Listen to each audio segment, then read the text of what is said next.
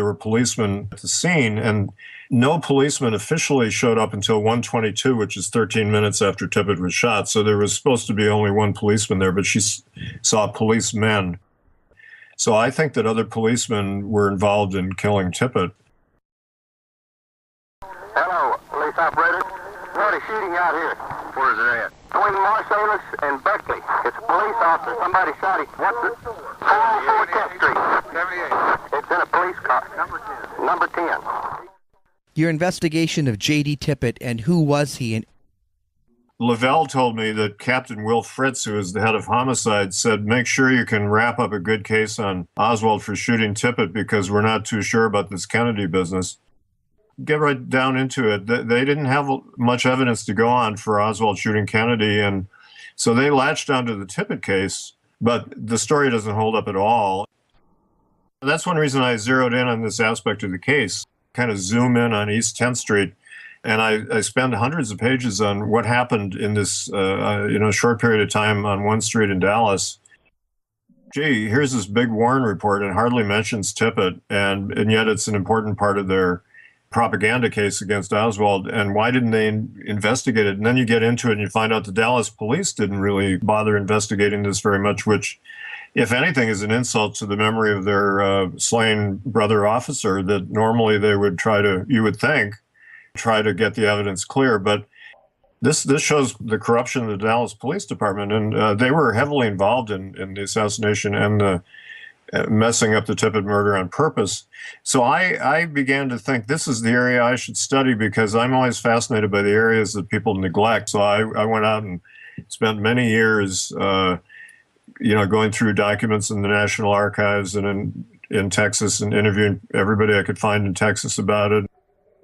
Penn Jones became a mentor of mine, and one of the pieces of advice he gave me, and he also gave it to Larry and probably a lot of other people, was take one aspect of the case, one that hasn't been studied enough, and research the hell out of it. And I thought that was great journalistic advice because no one person can do the whole assassination. Vincent Bugliosi tried to do that in his monstrous book. I wanted to zero in on this neglected incident and see what I could find out. And I found out some quite startling things about Tippit, that he was not the man that they portrayed him as being, and that he had a direct role in the plot.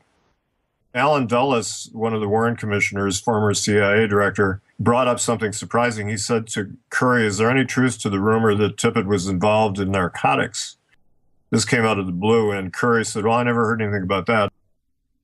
The fact that he was, they didn't want to know much about him told me something. A lot of the evidence was a mess. The physical evidence was a mess. The eyewitnesses remarkably contradict each other. And it is normal in a criminal case for eyewitnesses to sometimes contradict each other. But in the Tippit case, it's very stark that you have people who said Oswald did it. Then you have about an equal number who said, no, it was one or two other guys who didn't look like Oswald who did it. And they give very different descriptions. It's almost like, as one of the researchers in Dallas told me, like there are two whole sets of witnesses to this incident. And Jerry Rose, who's a good assassination researcher, had a very interesting theory that I think makes a lot of sense, that the Tippit murder was a staged scene, and Jack Ruby staged it with people he knew. A lot of the witnesses turn out to have connections with Jack Ruby. And so he engineered a bunch of witnesses to that scene who could report the way he wanted them to, and he might have even been there, and he might have even been one of the gunmen. I think 2, 3, or 4 people were involved in killing Officer Tippit, none of whom were Oswald.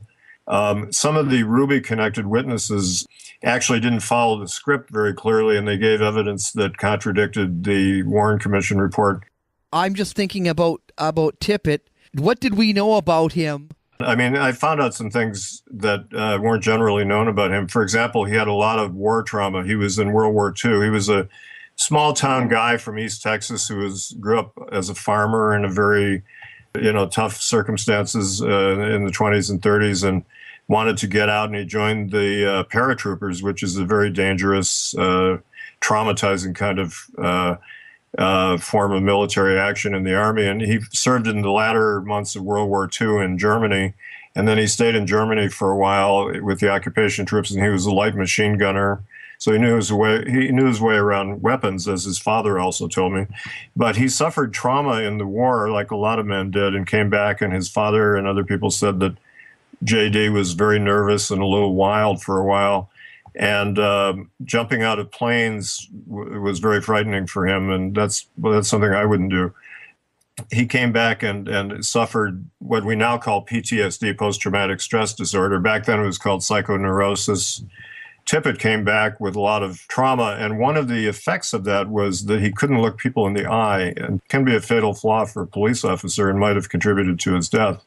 But he was also tested in his police file. You find a Rorschach test that a psychiatrist did on him soon after he became a policeman in the early 50s. And it was a very disturbing test. The psychiatrist said that this man is very disturbed and might lead to some serious errors of judgment. And he said he resorted to edging when looking at the cards. And what that means is when you look at Rorschach cards, you know how they have those shapes on them you're supposed to interpret that gives a sense of your psychological state.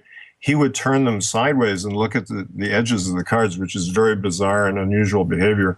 And the psychiatrist thought that was very disturbing.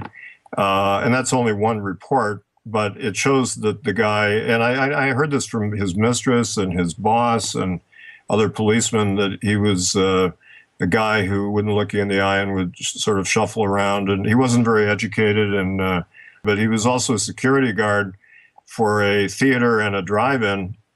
And some of the young people who he had to kind of watch out for at the drive-in said that he was a fairly rough guy who pushed them around and wasn't very popular with them. And so he had his dark side, you know, and he was a malleable kind of fellow.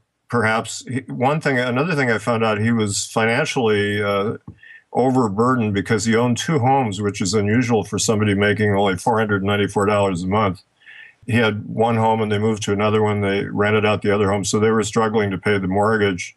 And so he was working these odd jobs, but he may have had some other illicit sources of income. There are rumors, you know, when Dulles mentions drug activity, they portrayed him as a good family man with 3 kids and a nice wife. But he was philandering around, and he had several girlfriends. And I interviewed his mistress, Johnny Maxie Witherspoon, who was an attractive blonde waitress he worked with at Austin's Barbecue in Oak Cliff. And they had an affair, and she gave me a great interview, very candid. She seemed very honest and wanted to get it off her chest. And she said she felt kind of ashamed of the whole thing, but she was very frank about how they had this sexual affair that went on for she said a few months, but she told the House Select Committee it was for 2 years. And there was even a report that Tippit asked his wife for a divorce the morning of the assassination, but according to Mrs. Witherspoon, actually that Mrs. Tippit was thinking of getting a divorce. So there was a lot more to this man than this sort of simple cop that he was portrayed as being. But he had been on the force for 11 years and never been promoted. And I was told that was partly because he had this bad habit of not looking people in the eye, and partly because he wasn't very well educated and couldn't pass the written tests. So he was a mediocre officer at best. He'd been involved in one fatal shooting.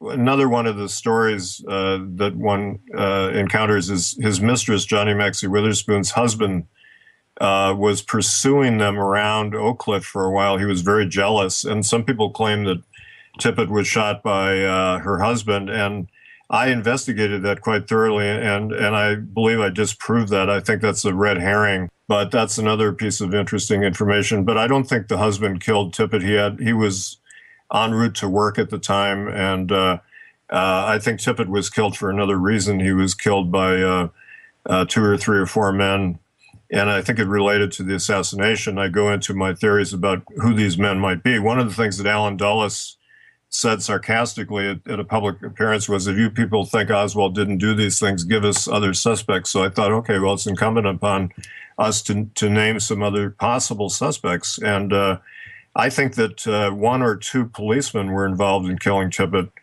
And Jack Ruby might have been there. He might have been involved. And there was a hoodlum named Darrell Wayne Garner who was associated with Ruby.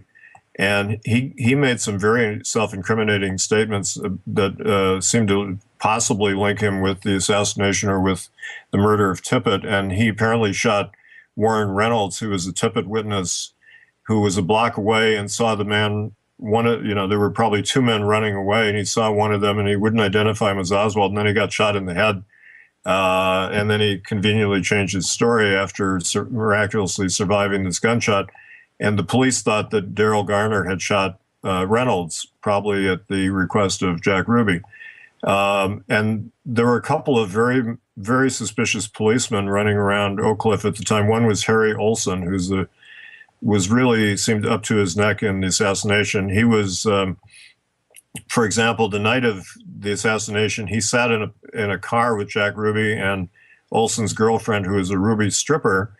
And they both worked Ruby into a frenzy and basically said that Oswald should be killed and drawn and quartered. And, this went on for 2 or 3 hours. And what I think this was the underworld giving the order to Ruby that you have to kill Oswald, which made Ruby very agitated because it's, a very dangerous thing that he did, but he had no choice. And so here's Harry Olson involved in that. And he was in Oak Cliff at the time. He claimed he was guarding an estate, which was misleading because Oak Cliff was kind of a shabby middle-class neighborhood. They didn't have estates. And then he changed the story to say, well, it was the house of somebody who had died, so it was part of his estate. But there was a house in Oak Cliff where they had high-stakes gambling, and another researcher thinks Harry Olson might have been there. But he was very close to the Tippit scene, might have even encountered Tippit while Tippit was running around Oak Cliff trying to find Oswald, which we'll get into in a minute. But I think Olson is a very suspicious character who may well have been one of the people who shot Tippit. And it's interesting, he was fired by Chief Curry in early December of '63 and basically fled to California and then was traced to Las Vegas and hasn't been seen since. But a very suspicious guy. I'm interested a little bit in the actual shooting now, from what the witnesses said to what the evidence demonstrates. So let's go into that for people who are maybe unaware of exactly what happened and what time it happened. Yeah, I'll give you the basic. The Warren Commission said that Tippit was cruising slowly down a street on East 10th Street in Oak Cliff, which is a suburb of Dallas. It's across a viaduct from downtown. And happened to see a pedestrian. He pulled over the pedestrian who he started to question. The guy unexpectedly shot him. But there are different versions from witnesses of which direction the guy was walking in, which is important because, for one thing, what rules Oswald out as a shooter was that he was seen at his rooming house in Oak Cliff at 104 by his housekeeper. And it's 9/10 of a mile away from where Tippit was shot. And if Oswald walked that distance, I've walked that distance many times, as have other researchers, and it's about a 15-minute walk. And so he couldn't have gotten there in time to shoot Tippit. Tippit died at probably 109, and that's established by a number of parameters. And some people even say 106, 107, but probably 109. The Warren Commission changed it to approximately 115 to make it just barely possible for Oswald to get there, but he couldn't have done that. The only way Oswald could have been there is if somebody drove him, which is possible, but I have no evidence of that. He was probably already at the movie theater. He was seen by a worker at the theater as going into the Texas Theater not too far away at about 1 o'clock to 1:07. So it wasn't Oswald. So who was it? And what was Tippit doing? And one of my major discoveries, there have been speculation from the beginning, as early as December '63, that Tippit was somehow sent to find Oswald and track him down. But there wasn't really any hard proof of this. But I interviewed Tippit's father, Edgar Lee Tippit, who had never been interviewed before. And he was 90 years old, living in Clarksville, where he'd always lived, and a very vigorous, very sharp old man, still working as a farmer, and his memory seemed very good, and a nice man in some ways, although he had a racist streak. But he seemed honest. He wanted to find out what happened. He's just like everybody else. He didn't totally believe the Warren report, and he wished he had known more about it, and his son had been killed, and he wanted to know why. So he did some sleuthing around on his own. One of the things he did was he went to see Marie Tippit, who was J.D.'s widow, soon after the assassination, and he told me that she told him that very soon after the assassination, Dallas policemen visited her to tell her what had happened to her husband. And this policeman said, JD and I were given orders to find Lee Harvey Oswald, who was fleeing, the assassination, and track him down in Oak Cliff. This policeman said, I got involved in an auto accident. I didn't get to the scene of the crime, and JD got there and got shot. And Mr. Tippit didn't remember the name of the other officer, but I think it could have been an officer, Menzel, who was actually assigned to that district, who was behaving rather oddly that day, and I track his movements in the book. And there was an auto accident. Nobody's ever looked into this before, but if you go into the police radio records, there was an auto accident 11 blocks from the site of the Tippit shooting at about 1:11, which is right after the Tippit shooting. So that story seems to check out. And so here is confirmation from some good sources that Tippit was told to track down Oswald. And what's fascinating about that is the Dallas police, according to the official version, didn't know who Lee Harvey Oswald was until he was arrested at the Texas Theater, which happened about 1:49 p.m., which was 40 minutes after Tippit was shot. It was 1:46 that they said a suspect is hiding in the balcony of the Texas Theater, and police just swarmed in. And there were even Secret Servicemen there who were not officially accounted for, and FBI agents, and, the whole schmear. I interviewed Detective Lavelle, and I said when I was listening to the police radio, I noticed when Kennedy was shot, they seemed very calm, reporting on this, and officers asking questions. You could say they were being professional, but it almost seemed rather cold and callous. And then yet when they say an officer is shot, suddenly everybody gets excited and the pace of all the transmissions gets very agitated and everybody's racing into Oak Cliff. And I asked Lavelle this, and he got a little smile and he said, it wasn't no different than a South Dallas, and then he used the N-word shooting. And I was kind of shocked by this racist comment. He said, as the old saying goes, he kind of framed it that way, but he was indicating that Kennedy's murder was no big deal. He actually said that. But when an officer gets killed, that's more important to us. I mean, it's certainly natural that when an officer gets killed, the police department really goes all out. But the president had just been murdered, which you would think would be important there too. But a little more than an hour, they get rid of the presidential assassin scapegoat and Tippit. Now, why would they want Tippit killed? And I go into this in the book that it is possible he was one of the gunmen on the grassy knoll. There's some evidence for it and some that might work against it, but I could go into that in a little while. But I think it definitely proves that he was part of a conspiracy involving the Dallas police, because they didn't know who Oswald was until he got to the police station officially when they resolved the question of his identity, because when he was captured, he had a wallet with 2 different identifications in it. So they didn't really know officially until after 2 o'clock. And yet here's Tippit and this other policeman told, and they weren't told by police radio. They must have had other forms of communication, either separate radio or using public telephones, which Tippit was known to use pay phones, which is interesting and odd too. So they were getting directions, and that proves that Tippit was in on this plot. And he may have been assigned, just go kill Oswald or go capture Oswald. That would be a very neat solution to the whole thing, wouldn't it, from the point of view of the authorities, to get rid of this guy real fast. Or another alternate view that I had is that he was supposed to drive Oswald somewhere. Right, that's been mentioned by people. There was an airport, there is still an airport that's not too far from there. Also, Jack Ruby's apartment was 2 blocks away from where Tippit was shot. And even Henry Wade, the DA, said he wondered if Oswald was headed toward Ruby's apartment to hole out or to be transferred somewhere. I don't think this is true, because Tippit was going in a direction that was away from the airport.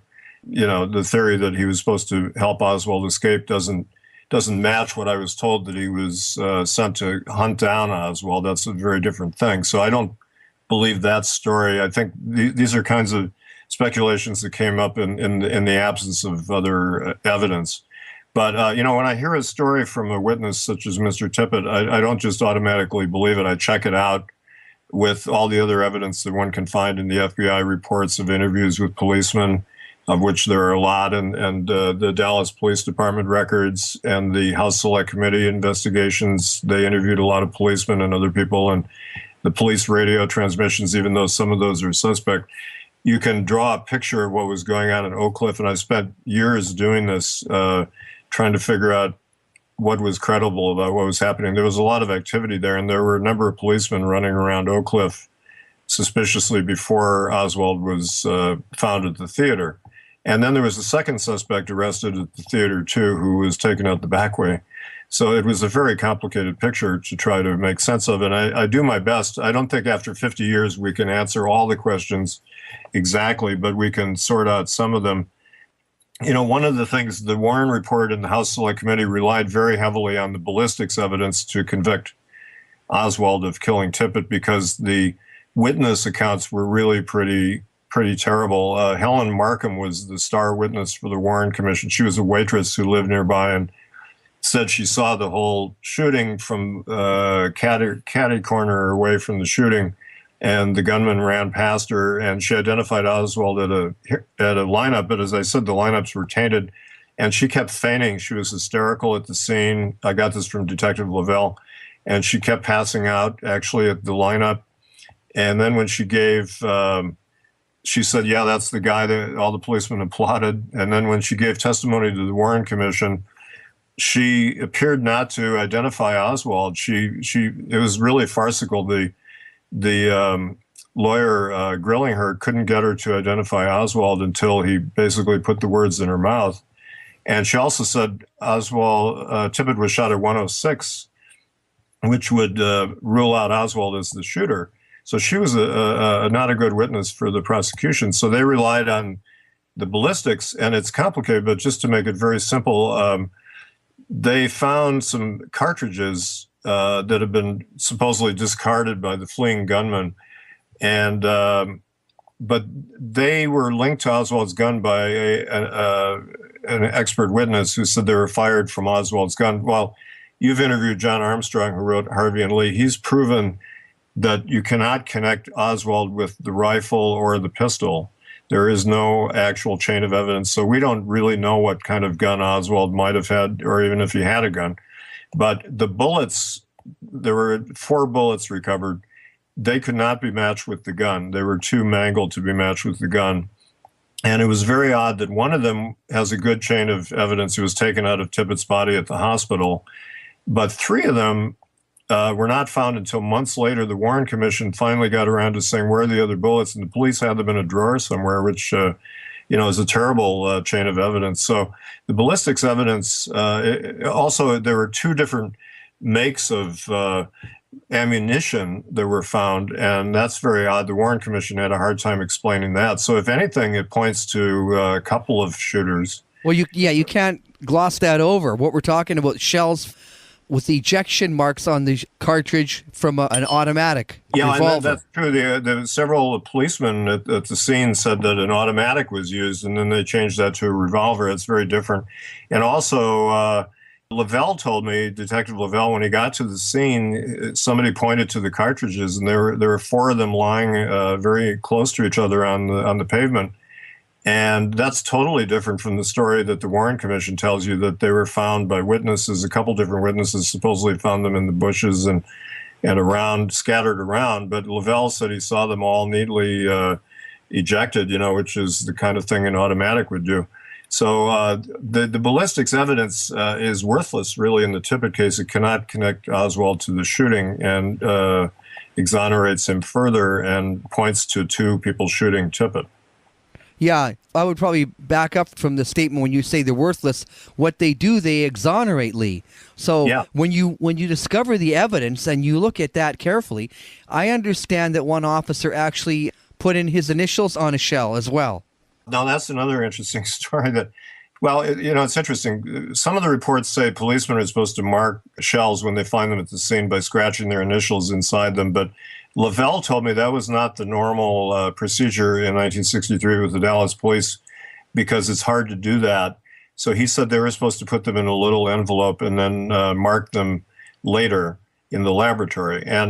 But I got him to admit that these shells were not marked at all. They were the marks that were found on them later were forgeries.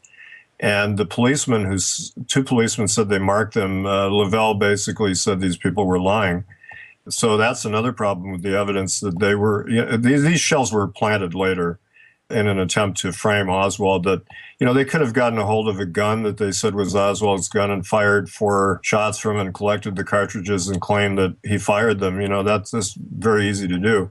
And that really doesn't prove anything. And, and then even Tippit's gun was taken away from the scene. There was a witness who was kind of out of control, former Marine named Ted Calloway, who took Tippit's gun, which he fell on top of when he got shot, and commandeered a cab and went off in search of the killer and took the gun. And when he came back to the scene, there were a bunch of men who were in a station wagon. They were going deer hunting, and they had rifles. A couple of them were policemen, and they disarmed this man Calloway because they thought maybe he was the killer because he had a gun. And so Tippit's gun, could have been swapped out for another gun too. And that's important because if he shot Kennedy from the grassy knoll, maybe they didn't want the actual gun to be anywhere near the evidence at that point.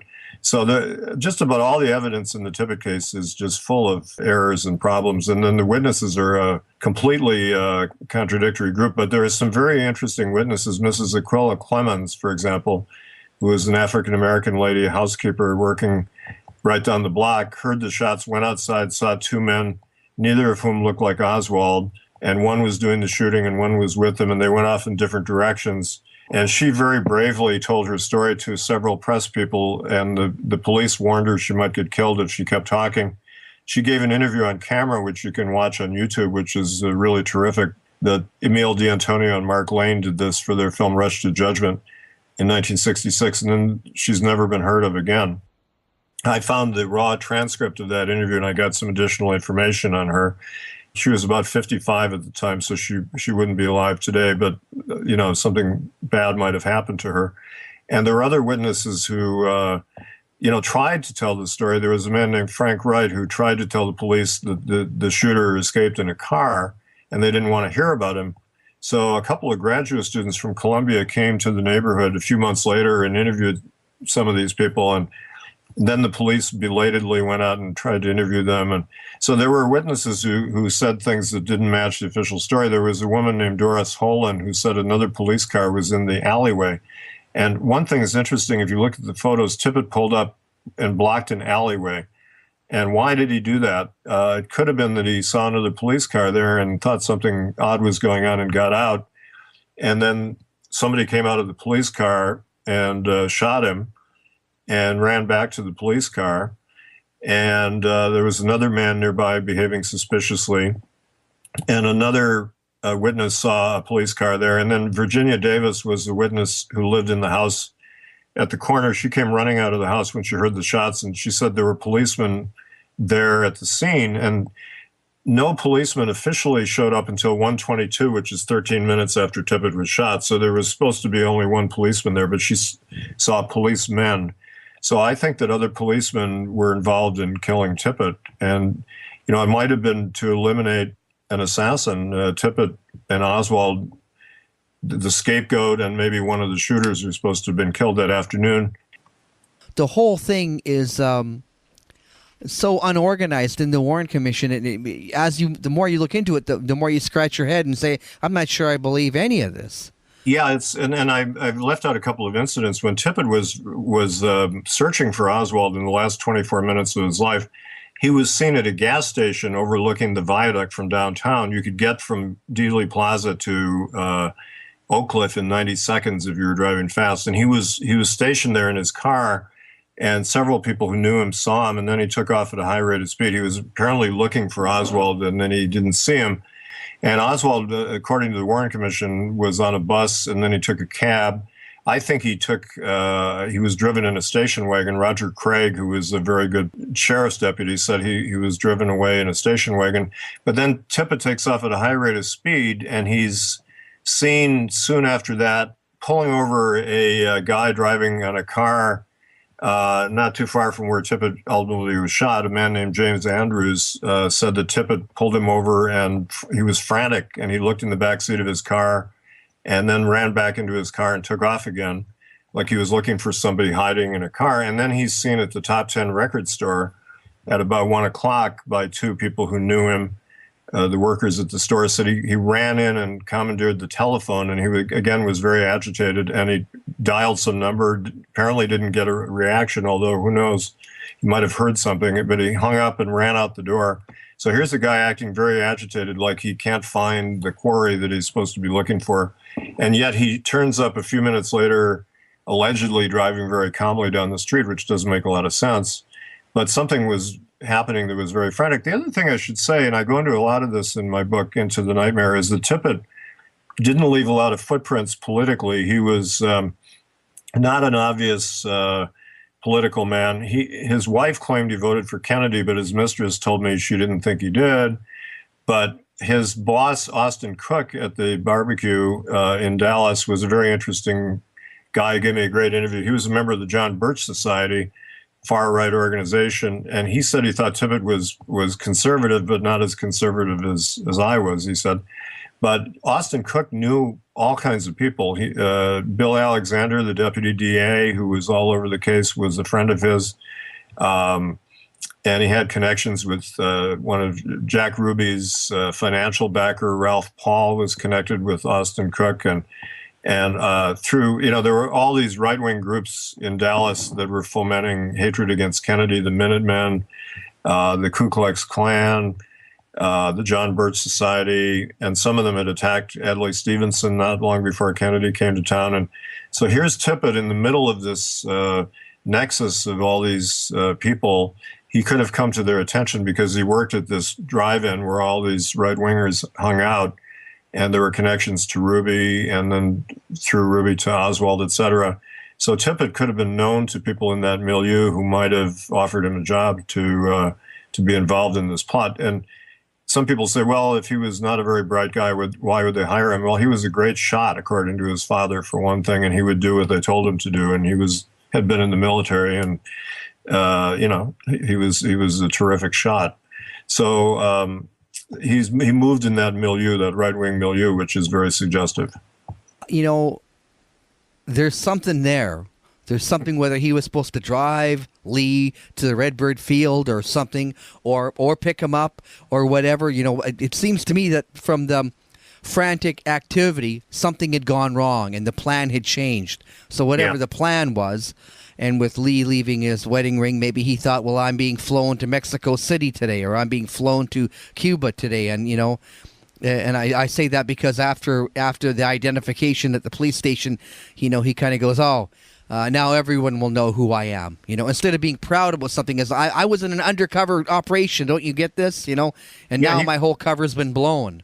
He was an FBI informant, and I've got a wealth of evidence of that. And Henry Wade, the DA, told me that Oswald had been talking to the FBI a day or two before the assassination, which is something nobody knew. And he was probably passing along information about this plot against Kennedy, not realizing he was being set up. And a lot of people have speculated that maybe Tippit was hired to drive this guy out of town and didn't know who he was. And then he found out that he had supposedly shot the president and tried to arrest him and got shot. But I don't think that squares with the whole story of Tippit frantically running around Oak Cliff looking for this guy, because if he was supposed to help him escape, they would have had a rendezvous, and Tippit's behavior would not have been as frantic unless something terribly got wrong. But we don't know the whole story of what Tippit might have been doing, but I put together everything we do know and a lot of fresh information that I've turned up from witnesses and documents, and with the help of other researchers. I mentioned Larry Ray Harris and Greg Lowry and Bill Pulte were very helpful, and Penn Jones. But, we're doing the job that the Warren Commission, the FBI, and the House Select Committee pretty much failed to do originally. And the Dallas police, they admitted to me that when Oswald was shot, they basically gave up their investigation. Henry Wade said, well, we were preparing the Ruby trial. We really didn't even have a file on Tippit. And that's kind of shameful, even if the officer is, the officer is dead, but the supposed suspect is dead. You don't just drop the case. You should investigate it. But they didn't really care enough to find out what happened. But I think that they didn't want to know. It was just too convenient to pin it on Oswald, and they didn't want to complicate the story with people saying, well, there are two men involved and neither one looked like Oswald, et cetera. And they could have found those witnesses like Aquila Clemens, the Warren Commission denies that she existed even. And Lavelle admitted that somebody from their office had talked to her, but they didn't believe her, and he kind of scoffed at her, but she was a very credible witness. And there are other witnesses. Jack Tatum came forward years later and said that he had seen the killer fire a shot at Tippit while he was lying on the ground. It was what the House Select Committee called a coup de grace, a shot fired directly into his head. And they said this is typical of gangland executions. And they said, we don't know what this means, why this would be, a gangland execution kind of hit.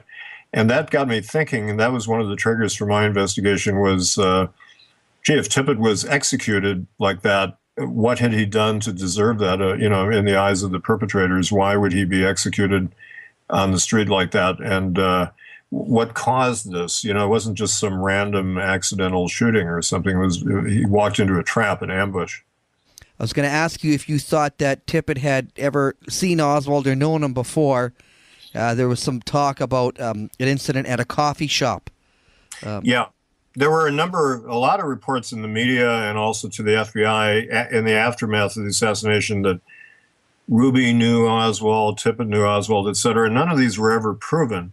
There was a story that Mark Lane put out about a meeting at the Carousel Club on November 14th where Oswald and Ruby were seen together, but that doesn't seem to hold up. And there was an incident at a diner near where Oswald lived 2 days before the assassination where Oswald supposedly was complaining about his food and Tippit shot him a dirty look. And Greg Lowry thinks maybe Tippit was shadowing Oswald around Oak Cliff in preparation for November 22nd. I suppose that's possible, but we really don't know. But what's more significant, I think, than any incident that we can verify, because we can't, is that they moved in the same circles. They had a lot of interconnected friends and allies. And Jack Ruby seems to be, as Bill Pulte, the researcher, said, Ruby is everywhere in this case. It's interesting, when Ruby was testifying before the Warren Commission in the Dallas County Jail, he begged them to take him to Washington so he could tell the whole story. And Earl Warren said, well, we can't do that. What's that about?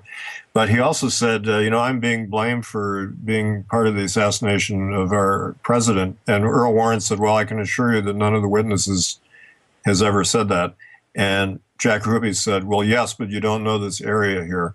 So Ruby was kind of signaling to the Warren Commission that if they asked him the right questions, he would talk about that he was more involved. He didn't just show up on Sunday and shoot Oswald, that he was more involved from day one than they knew, but they didn't want to hear about that either because that's too conspiratorial. Ruby, Tippit, Oswald were all part of the same milieu. They had a lot of powerful and also criminal friends who were all involved. I go a lot into the whole Dallas political structure, which was, as Peter Dale Scott, who studied this a lot, goes into, was a mixture of the underworld and the overworld. That it was a very corrupt police force, a corrupt city. The super rich oil men were very right wing, who knew a lot of the policemen. Jack Ruby knew a lot of the policemen. He was their bag man between the mob and the cops. And so I go into the connections of these big oil men with the assassination. And like the fellow who owned the Texas School Book Depository was an oil man named D.H. Byrd. And he was connected with a lot of people, involved in the case.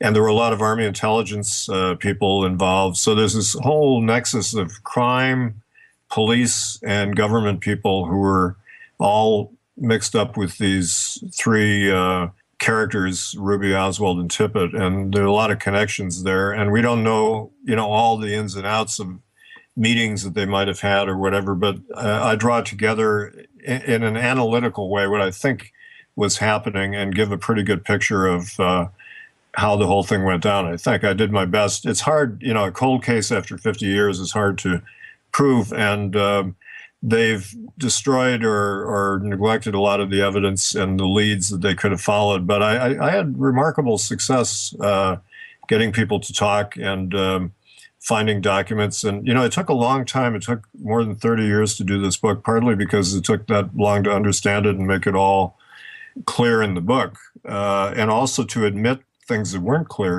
When you're trying to tell the truth about something, you have to say, well, I know this, but I'm not sure of this. And here are these two pieces of evidence that contradict each other, and I can't sort out the contradiction.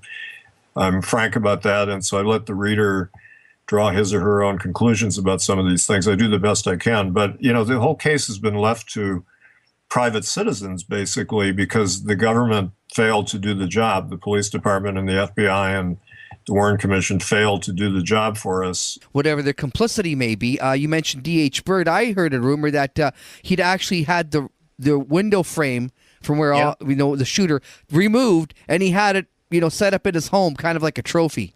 Yeah, isn't that shocking? And he also, it turns out Russ Baker found out for his book, Family of Secrets, that the school book depository building, which had been called the Sexton Building before that, and some of the police on the radio are still saying the shooting took place near the Sexton Building.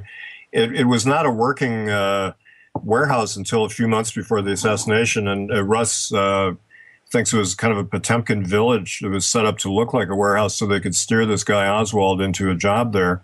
So he's one of the suspicious characters, D.H. Byrd. The city government and the city police were complicit in this whole case, and so was Lyndon Johnson and the FBI and the Secret Service. And these are not pleasant facts to admit. And Dallas, the current Dallas, doesn't want to go into this. It would be healthy 50 years later if they could come clean. The city oligarchy, the same, old families, old money, and some of these people, they have a lot to protect in terms of, Dallas was held in great contempt and shame by a lot of Americans afterwards. And some people thought this was unfair, but it wasn't an accident that this crime happened in Dallas. It was a perfect setup for the crime. They could control the law enforcement and the city government, and just killing Oswald in the basement of the police station is really astounding. That he was surrounded by about 60 policemen and handcuffed to Jim Lavelle and another detective, and he gets shot. People in Europe looked at that and said, this is so obvious.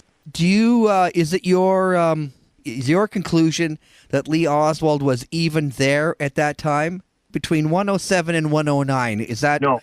I don't think he was there. Now, there were people who said they saw him, but, as I said, a lot of these identifications were tainted.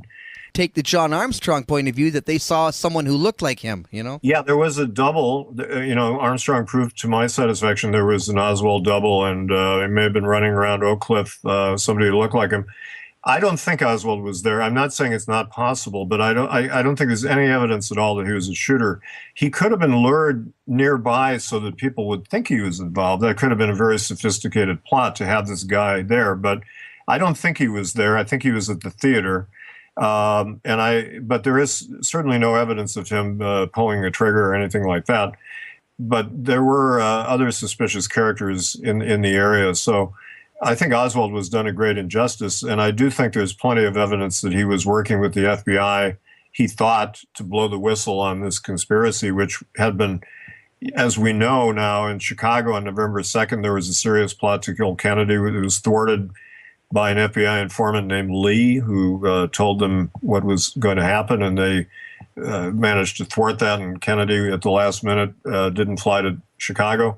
Then there was talk about shooting him in Miami or Tampa beforehand, and according to some of the very credible people who were advance men, and a congressman said there were, and Secret Serviceman Abraham Bolden said there were rumors flying all over that Kennedy was going to be shot, and it was just a question of where and when. They may have had different places where they could control the setting, but Texas proved to be the setting that worked. The two incidents that come to my mind, and you mentioned one earlier, someone was seen arrested and escorted out the back alley of that, and then there's also a witness who saw someone looking like Lee Oswald sitting in a car at a gas station for some amount of time that it was suspicious enough he went over and took down the license number.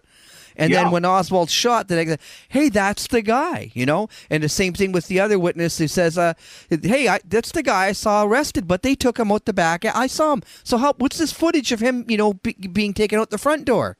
Well, the man who saw the guy being pulled out of the back, for one thing, the police report on the arrest said the suspect was captured in the balcony, which is different from Oswald was supposedly captured on the main floor. But somebody was taken out the back under arrest and driven away in a police car. And there was a man who ran a business nearby who said, I always thought I saw the gunman being taken out. And he was surprised to find out that the official story was the guy was arrested downstairs. And so there were mysterious, there may have been two Oswalds in the theater, but there was also this incident. It was at in the parking lot of a Mexican restaurant, which was near Oswald's rooming house and about a mile from the site of the Tippit shooting, where there was a man sitting in a car who looked a lot like Oswald. And there was a mechanic nearby who had been a sheriff's deputy, so he was a trained observer, and he actually took the trouble to write down the license number, and this guy took off in the car. And what turned out to be interesting was the license number. The FBI actually investigated this after Wes Wise, who later became mayor of Dallas, alerted them to this. He was a broadcaster. He heard about this incident. The car was registered to a man named Carl Mather, who turned out to be an old friend of the Tippit family. And he also worked for a company called Collins Radio, which he had a high security clearance. Collins Radio supplied a lot of the electronic communications equipment to the military, including the Vietnam War. They made a lot of money during the Vietnam War. And Mr. Mather had, one of his jobs had been working on Lyndon Johnson's airplane in Bethesda, Maryland, a very interesting, suspicious character. And they never really investigated him properly. The FBI kind of dismissed it because they claimed his car was a different color from the car they saw at the parking lot, which doesn't seem like very good grounds to dismiss a case. And when somebody takes the license number down, I mean, they've got a number, not a color. Yeah, they really should have investigated this guy. And Wes Wise had a dinner set up with Mr. Mather and his wife and a journalist from the East, and he said Mather was extremely nervous throughout the dinner. And then finally, the House Select Committee in the 70s wanted to interview him, and he insisted on immunity from prosecution, which is amazing. And they actually got the Attorney General, Griffin Bell, the head of the HSCA, got the Attorney General to agree to immunity for Mather, who basically claimed, as far as we know, that he didn't remember much about this incident. But why would they give this guy immunity? The only reason you would do that usually is either if it's some national security reason, or you're trying to get one person involved in the plot to squeal on the other person. But this fellow had all kinds of national security kinds of connections. And another odd thing was Lee Harvey Oswald was introduced to vice president of Collins Radio a few months before that by George de Mohrenschildt, his CIA handler. So that's one of those very interesting incidents that we don't know enough about to know what all that meant. Also, the Mathers turned up at the Tippit home that afternoon to go and comfort Mrs. Tippit.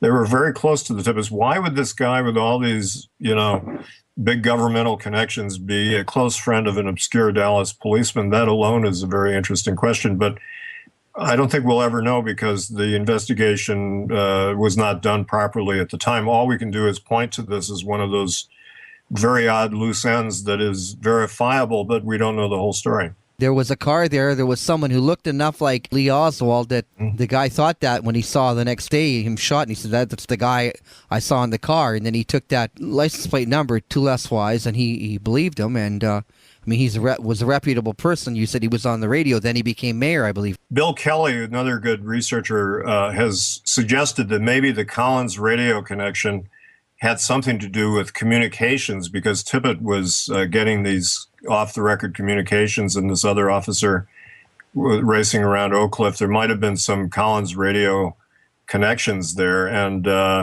Roger Craig, a very honest deputy sheriff, was at the Texas School Book Depository at 1:06, and somebody said an officer just got shot. He looked at his watch, and how did they know that quickly? Because it didn't come over the police radio until 1:16. There must have been some kind of clandestine communications going on, and there were all kinds of stories about the White House Communications Center at the Sheraton Hotel had various kinds of radio connections. So, there are these loose ends. I put this stuff in the book, and I left out things that were not at all verifiable. There are a lot of rumors and things that I didn't put in the book, but I investigated things that we can actually find some hard evidence on, even if we don't know the whole story. And some people who disparage conspiracy theories make fun of the fact that we say there's a vast conspiracy, et cetera. You hear that phrase a lot, but actually, when I got into this case, you find all kinds of people who were involved on one level or another. Not all of them obviously knew about it ahead of time, but there are a lot of corrupt people out there who are willing to look the other way or to facilitate somebody's covering up of evidence, or, police departments have a lot of corruption in them. Dallas was very corrupt. And so unfortunately, it leads to a lot of people who behaved in ways that were not truly patriotic. Some of them may have thought they were being patriotic because, we want to preserve our system and make it look like it's a legitimate government that took over, according to the Constitution, the vice president takes over. And that was the big theme of the media. Let's show that Johnson is legitimate. But in fact, the conclusion is inescapable that he had to have known about it and been involved in some way, as did the military. And that's the kind of story the media are not equipped to handle, or certainly weren't in those days. So it falls to people like us, the alternate media. We're the people that have kept the story going. And I dedicate my book, though, to the witnesses, because I think those are the people that had the most guts and the most to lose. Some of them actually got killed. Some were, threatened, terrified, et cetera. But they had a lot of guts, these people who came forward, and I dedicated to Aquila Clemens, S.M. Holland, and Marianne Moorman as examples of some of the bravest people. We owe a lot. Those are the heroes of the case, in my opinion, of those witnesses. And that gives you some hope for America, that average people like that didn't want to cover up the fact that the president was killed, and they knew that the official story wasn't true, and they had to tell their story regardless of the cost. And then the second level of heroes, I think, are the reporters who go out there and knock on doors. But we're not as, and that gives you hope that the ordinary American is a pretty good person who wants the truth. And the corrupt people are in the media and the government who want to preserve the system because that's what pays their bills.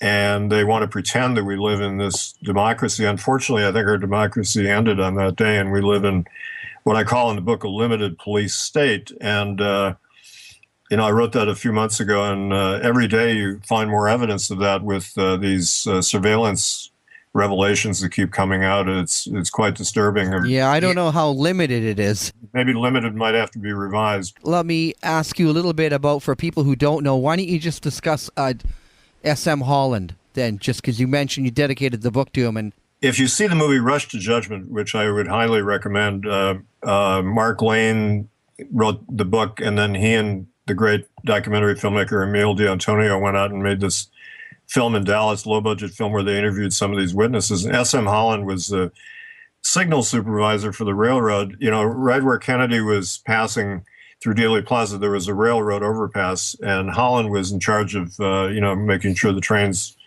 were coordinated. And so he was allowed to be up on the overpass with a bunch of railroad men and a couple policemen.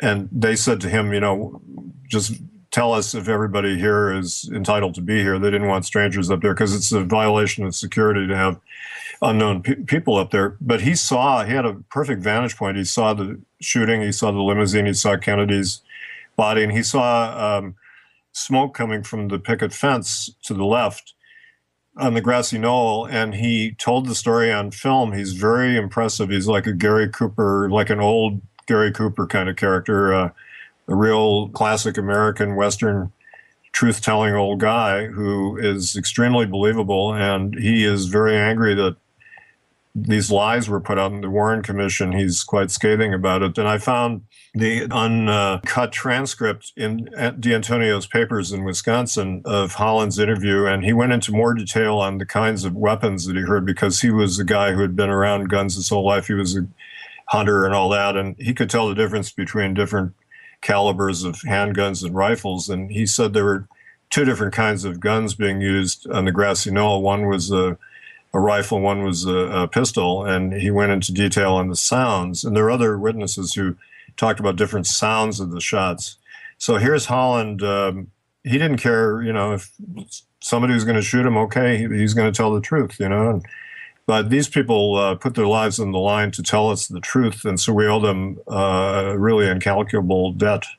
My feelings about Kennedy and what his death means to our country, and it's very personal, and it goes back, the whole book is very personal, and if people are looking for the book, it's only available on Amazon.com, by the way. It's not in bookstores. I did that on purpose. I did this as a very independent, self-published book because I wanted to tell exactly the truth, exactly the way I wanted to say it, and not pull any punches.